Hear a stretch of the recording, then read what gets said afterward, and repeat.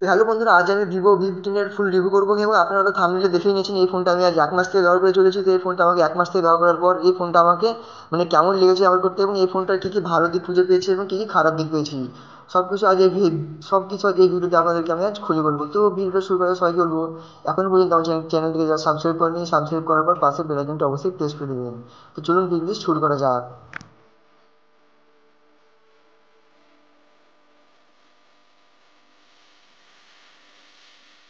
আর বন্ধুরা, যে phone launch হওয়ার সময় সবাই বলছিল যে এটা যে বাবা ক্যামেরা আছে সেটা পড়ে গেলে মানে সেটা ভেঙে যাওয়ার সম্ভাবনা আছে, সেটার কোম্পানি কোনো মানে কিছু রাখেনি। তো না, সেটা আপডেটের পর চলে এসেছে। আপনারা দেখতে পাচ্ছেন এখানে, দেখতে পাচ্ছেন এখানে ক্যামেরা অন হয়ে গেছে, আপনারা দেখতে পাচ্ছেন। এখানে ফোন আছে, এখানে ক্যামেরা অন করছে, দেখতে পাচ্ছেন। এটা যেমনই আপনার হাতে স্টোরে ছাড়বে অটোমেটিক অন হয়ে দেখতে পাচ্ছেন আপনারা। তো বন্ধুরা, আমি প্রথমে এই ফোনের ভালো দিকের ব্যাপারে কথা বলছি। তো প্রথমে ভালো দিকের ব্যাপারে কথা বলি, এই ফোনের ব্যাটারি মানে আগেই আছে।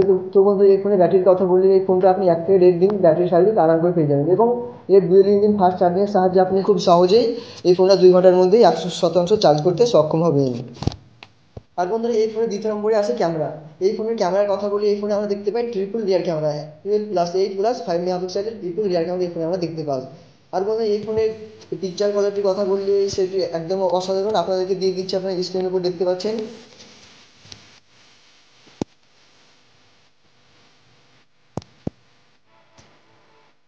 আর বন্ধু, এই ফোনের আপনি ভিডিও রেকর্ডিংয়ের কথা বলে সেটা আপনি দেখতে পাচ্ছেন। আমি এই ফোনের রিয়ার ক্যামেরা দিয়ে ভিডিও রেকর্ডিং করছি এবার, তো দেখে নিন। হ্যালো বন্ধুরা, এটা ভিডিও রেকর্ডিং হচ্ছে ভিভো V15 এর রিয়ার ক্যামেরা, ট্রিপল রিয়ার ক্যামেরাতে দেখতে পাচ্ছেন এখানে। ইউজ করছি না হচ্ছে না ভালো ভালো একটু নেমরে যাও তখন এটা লেগে চলো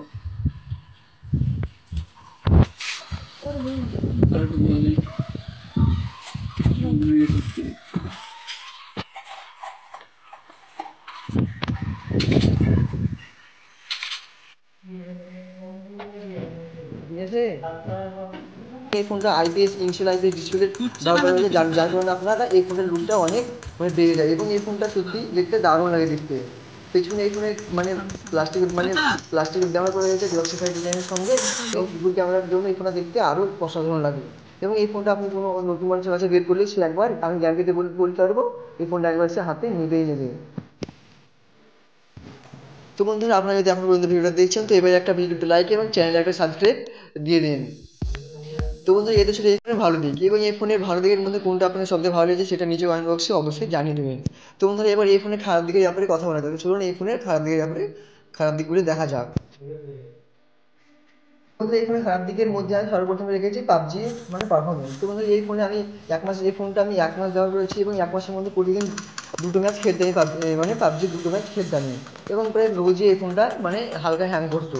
এবং নেটওয়ার্ক ভালো না থাকলে এই ফোনে আপনি পাবজিতে নেটওয়ার্ক ল্যাগ এবং মোবাইলে হ্যাং ল্যাগ দেখতে পাবেন।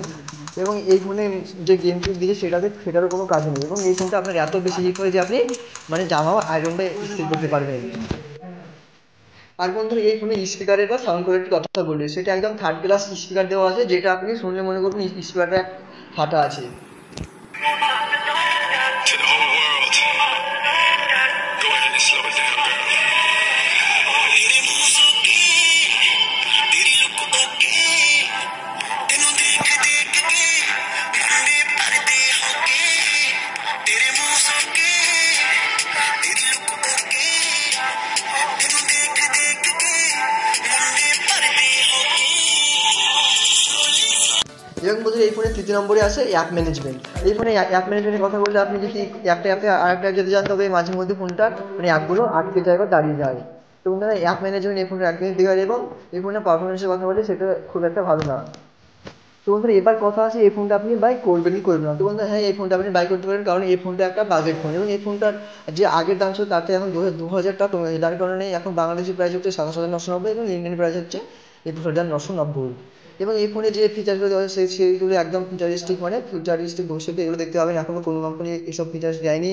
এবং এই ফোনে আপনি পাচ্ছেন 32 মেগাপিক্সেলের পপ সেলফি ক্যামেরা, এবং ফুল ভিউ স্ক্রিন, নচলেস, এবং triple rear camera ultra wide অ্যাঙ্গেলের সঙ্গে।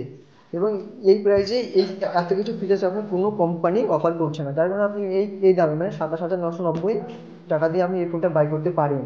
তো বন্ধুরা, এই ছিল আজকের ভিডিওটি যদি ভালো লেগে থাকে একটা লাইক করবেন, এবং আমি চ্যানেলটি সাবস্ক্রাইব করতে ভুলবেন না, এবং ভিডিওটি শেয়ার করে দেবেন, এবং এই মোবাইল সম্বন্ধে কোনো সন্দেহ থাকলে আমাকে নিজে কমেন্ট বক্সে কমেন্ট করে অবশ্যই জানিয়ে দেবেন। চলুন কিন্তু দেখা হবে।